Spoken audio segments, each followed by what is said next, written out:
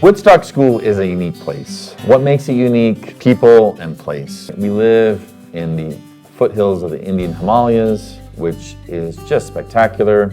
We bring people from all over the world to be on our campus. And so I think the uniqueness of place with the people that are here, so invested in our students, makes for an incredible combination. In our mission statement, it says that we prepare students to be ethical, visionary leaders. And so that's what we're about at Woodstock.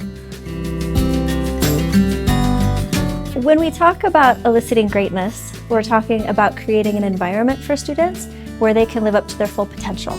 We care about education holistically, and so that means in life, in academics, outside of the classroom, interpersonally. We're looking at all those aspects of a student's development.